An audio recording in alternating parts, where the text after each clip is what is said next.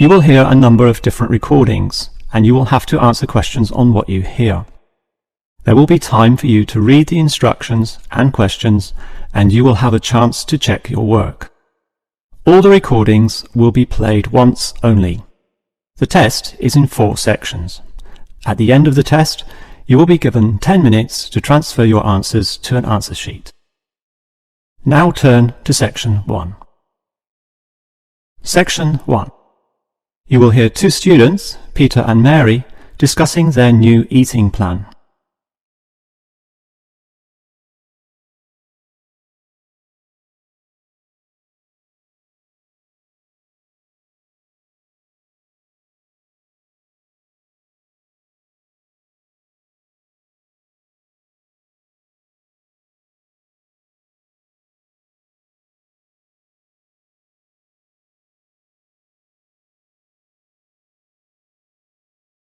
Now we shall begin. You should answer the questions as you listen, because you will not hear the recording a second time. Now listen carefully and answer questions 1 to 5. Okay, Mary. I know I'm putting on weight with all my bad eating habits. That's right. Chocolate bars, pizzas, and all washed down with litres of soft drink. And with all the sugar in soft drink, I think we can say you're definitely overindulging, don't you think? I know. I intend to definitely stop drinking that from now on. And that's part of the sensible eating plan that we have agreed we need to formulate. One that we can both follow. That's right. Sensible and practical. Allowing us to indulge in some sweet foods on occasions. On rare occasions. And we're going to cut out all the pizzas and hamburgers. Well, not totally. I thought you said pizzas could be eaten once a week. You know how I like pizzas. No, I said once every 2 months. Once a week was ice cream, not pizza. Yeah, that's because you like ice cream. I prefer pizza. Peter, if you want to lose weight, you need to be disciplined in both what you eat and what you do, which brings us to the issue of exercise. That's right. So, jogging twice a week and hiking on Saturdays, right? No, hiking is Sundays, allowing Saturdays for the light walking exercise. I've investigated and discovered there are a lot of walking trails around this suburb, with many beautiful places if you just look around. So what's happening this Saturday? A walk around the city? That's later in the month. This Saturday we'll visit Pine Park. Hill Park is nicer, with great views too. Yes, but we have to travel too far to reach Hill Park, so I ruled that out, and I love the smell of pines. And what about the weekday meals? Salads every night, I suppose. No, it's important to vary the meal so that the food remains interesting and fun. The only common factor is the fruit juice, but otherwise we'll have a variety of healthy fare, from salads to fish to lean meat. I'd rather have meat every night, but you're the boss. If you want to lose weight, you'll have to accept this program, okay? Okay. Before you hear the rest of the conversation, you have some time to look at questions 6 to 10.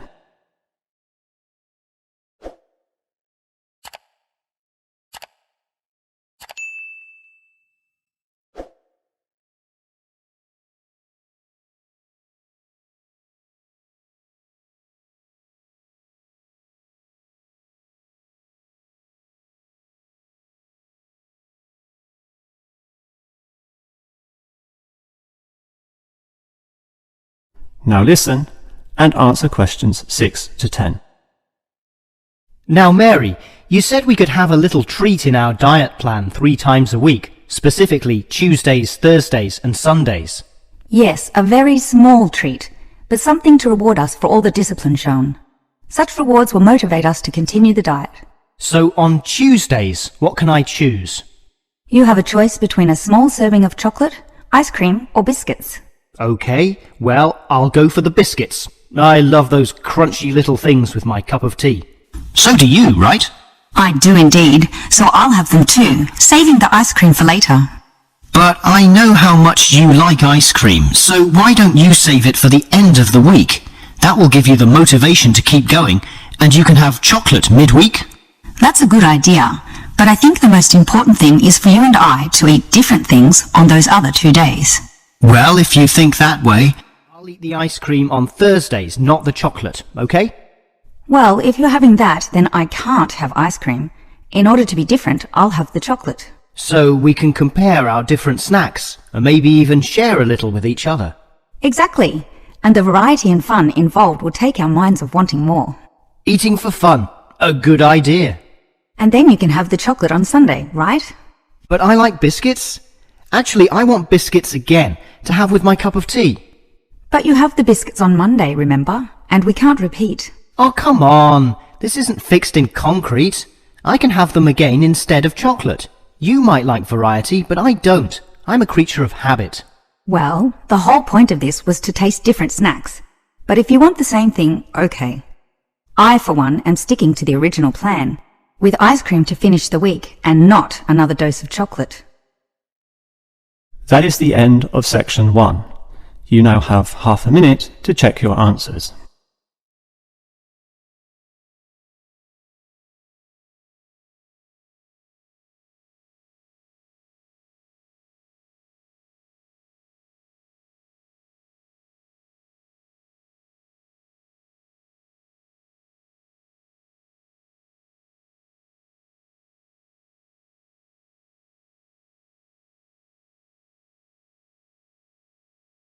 Now turn to section 2.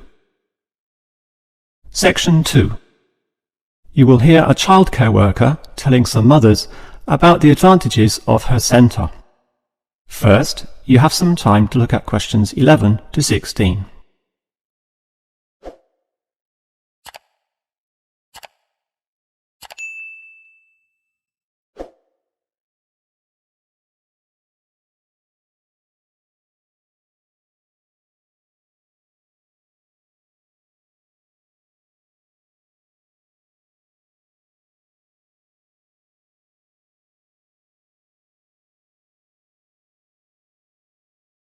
Now listen carefully and answer questions 11 to 16. Hello everyone, and welcome to the Stanfield Childcare Centre. Now I know you're all new mothers, and you like to cling to your children. You've certainly spent a lot of time raising them to the age of 4, and are perhaps reluctant to leave them here at our centre. Well, one of the first things you should understand is that here it is safe. Very safe. Look around and you'll see that every room has padded walls. Other centres have standard painted walls, but here we have invested a lot to ensure your children will not hurt themselves when running around and possibly tripping over. This padding extends around all corners. That is, the areas most likely to bruise and cut your active little child. So, you can rest assured that any accidents of a physical nature are not likely to happen here.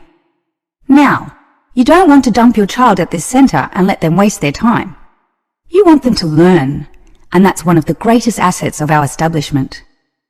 Our staff are not only trained childcare workers, but all of them have a special skill which they can impart to your child. Whether it be teaching the ABC, some basic mathematics, artistic skills, or physical education. We are particularly known for our preschool literacy program and have a wealth of learning toys specially designed to develop your child's potential.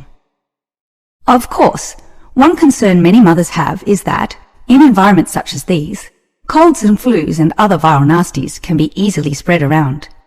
It's a very legitimate concern, and one which we take seriously, and we pride ourselves on our precautions. For a start, unlike most centres which clean with standard detergents, we disinfect every service at the end of every day, using a special disinfectant wash. Some places just wipe surfaces daily with a damp cloth, but not us, and that's just the start. We also physically check your children when they arrive every day, and if we feel your child is sick, we ask him or her to wear a face mask to ensure germs are not transmitted. If your child is noticeably sick, then we ask you to take them back home to recover. This might sound a little unkind, but we hope parents can understand that these measures are for the benefit of all. Before you hear the rest of the talk, you have some time to look at questions 17 to 20.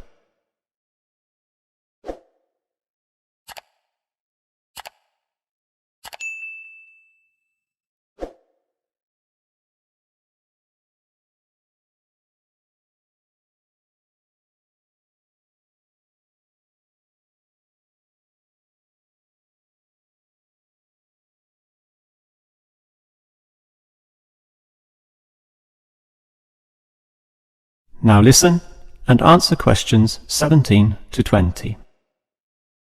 Now at Stanfield Childcare Centre, we have excellent childcare officers. And let me briefly introduce them. We have Susan, Andrea, Bella, Kathy, Lisa and Liz. They're all fully trained and come with some individual assets which make them even better. Bella, for instance, knows children very well, having worked here for 5 years, and Kathy has her own family, 2 little girls, so she can talk to you with first-hand knowledge of what it's really like to raise children. But getting back to Bella, she often relaxes here after work, spending long hours chatting to parents, as does Kathy in fact. But in terms of hours, nothing can compare to Andrea, who will sometimes spend the night here, staying in our overnight room. Why? Because this centre is very friendly and simply a great place to be. Bella, for example, used to be quite shy herself, but now is marvellous with the little kiddies, as outgoing as any of them. We let Kathy, though, deal with the particularly quiet and introverted children, since having her own family, she knows what can really bring them out. Of course, what better way to do this than with yummy homemade cakes, and Kathy often gets these from Bella, who can make some of the best in town. Yes, everyone here brings something special, which is why we're one of the best childcare centres in the business. That is the end of section 2. You now have half a minute to check your answers.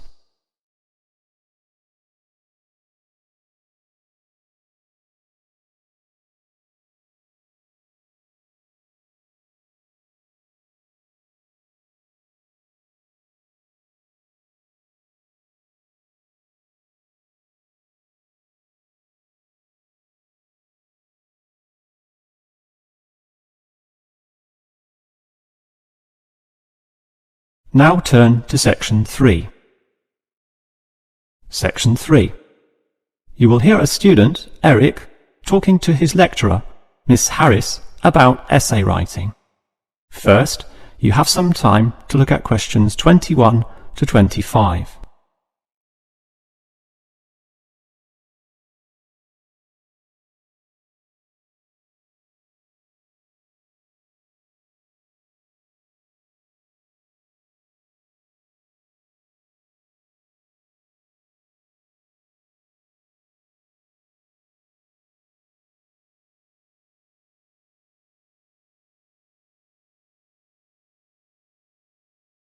Now listen carefully and answer questions 21 to 25.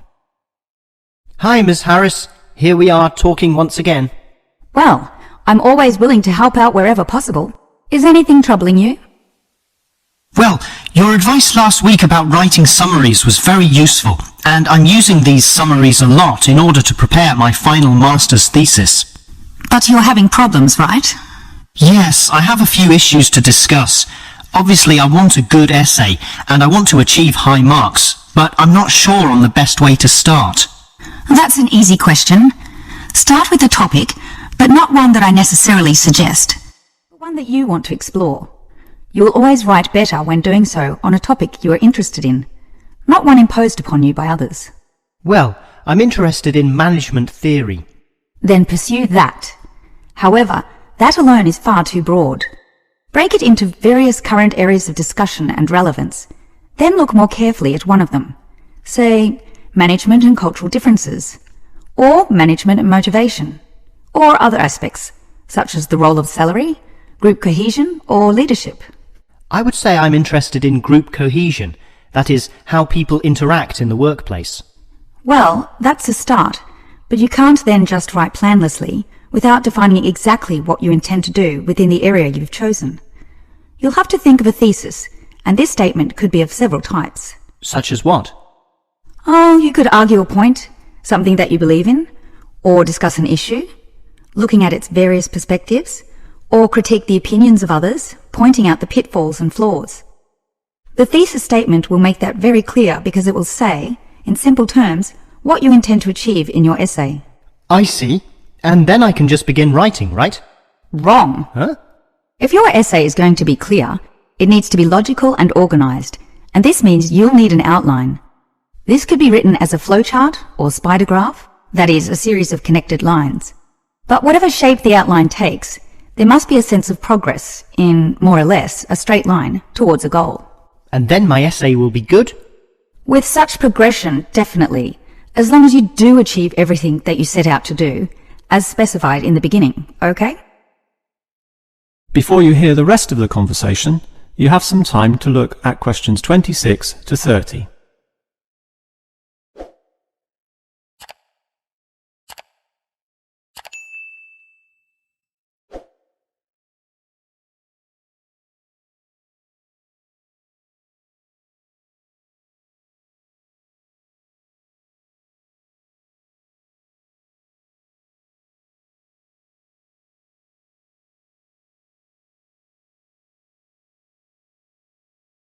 Now listen and answer questions 26 to 30. Well, Ms. Harris, your advice about essay writing all sounds very useful, solid and step by step, so I'll certainly follow that. But can you tell me in more general terms, what constitutes the best essay? Oh, there are many aspects to consider, but one of the most important is certainly original thinking. The best essays are written by people who think for themselves, and not just copy or imitate established views. I think I can do that. But remember, you can't just give a list of unsupported assertions. There needs to be support as well. A chain of logic linking each step in your argument. Right. Yet that alone is not enough. Your argument may be logically sound, but is it practically so? For that, you need examples from real life to illustrate your points or subpoints. I've got lots of examples from my course readings. I suppose I could use them. But remember, whenever you use an example or facts or figures that are not commonly known, you must give a reference. That's an academic necessity, without which your writing will automatically fail. So it's necessary to give these, right? Absolutely. And with that, your essay will be fine. But always ensure that you format it clearly. What do you mean? I mean the practical considerations, as written in the University Style Guide, such as leaving appropriate margins, using double spacing, Arial font, and so on. You see, your writing must look good as well as be good. I can certainly do that. And finally, related to the previous point, you need to respect the number of words required. Your individual lecturers will give you a word count figure, so follow what they say, making your essay neither too long nor too short. Perhaps 10% either way should be acceptable. 15% was common when I was younger, but it's a lot stricter now, and 20% would be pushing the boundaries just a little too far. I guess I can do all that. Thanks for your advice. That is the end of section 3. You now have half a minute to check your answers.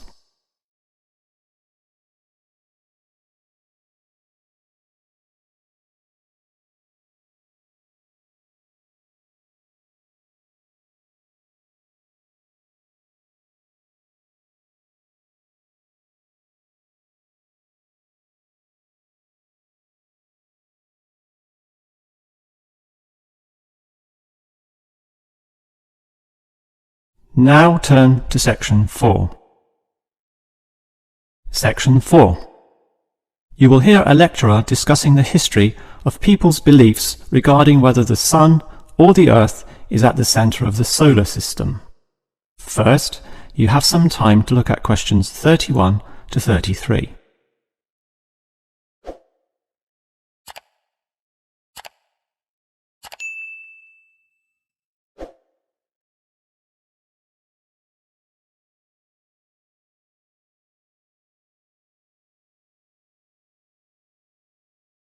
Now listen carefully and answer questions 31 to 33.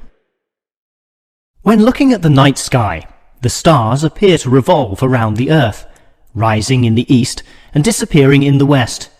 The Earth itself seems solid, fixed and stable, and such common sense perception suggests that the Earth is the center of the universe. This is known as geocentrism, with geo meaning Earth, and all pre-modern civilizations drew this conclusion.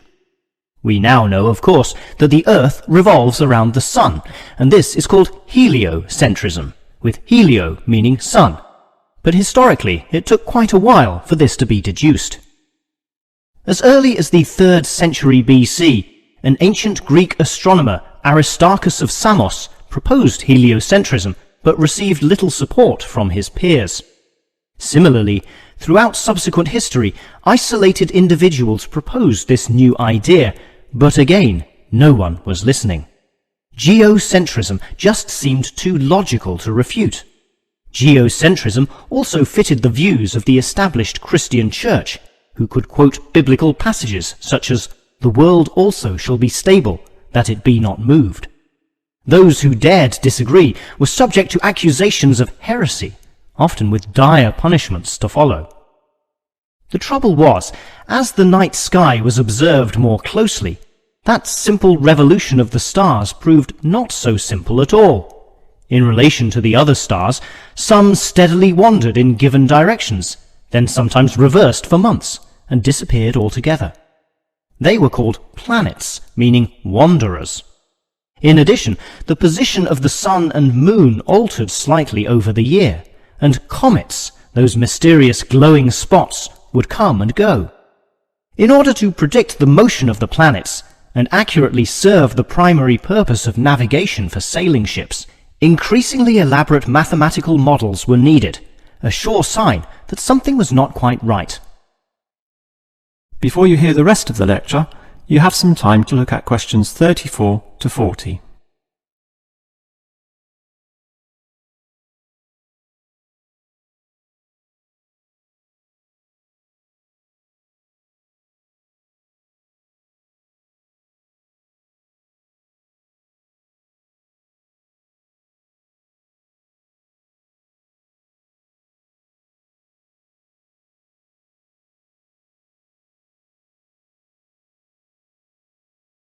Now listen and answer questions 34 to 40. Heliocentrism, or the belief that the sun is the center of the solar system, still needed a mathematically sound description before it could be scientifically accepted.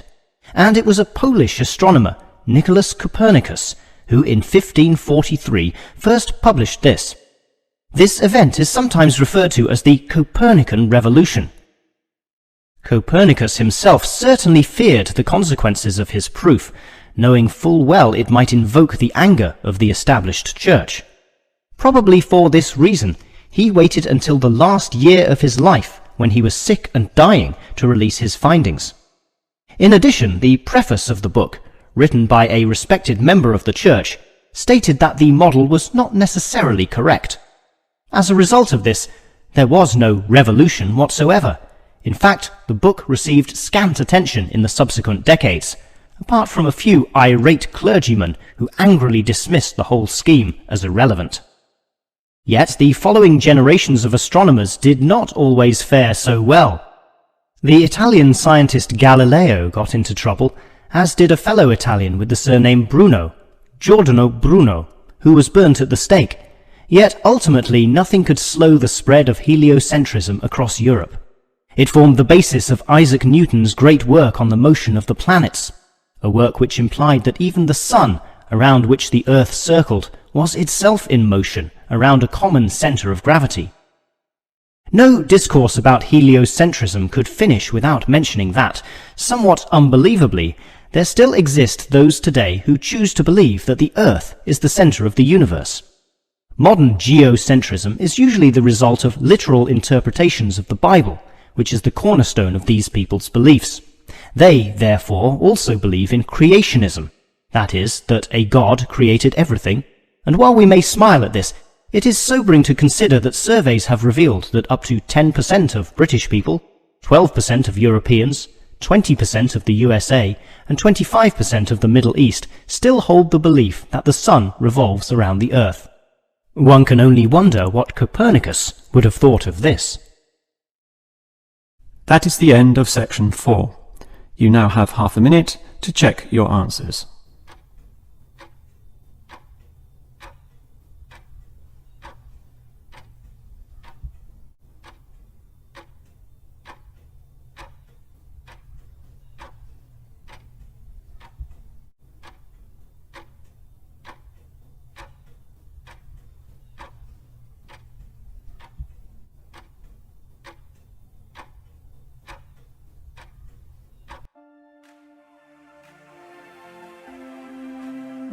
That is the end of the listening test. In the IELTS test, you would now have 10 minutes to transfer your answers to the answer sheet.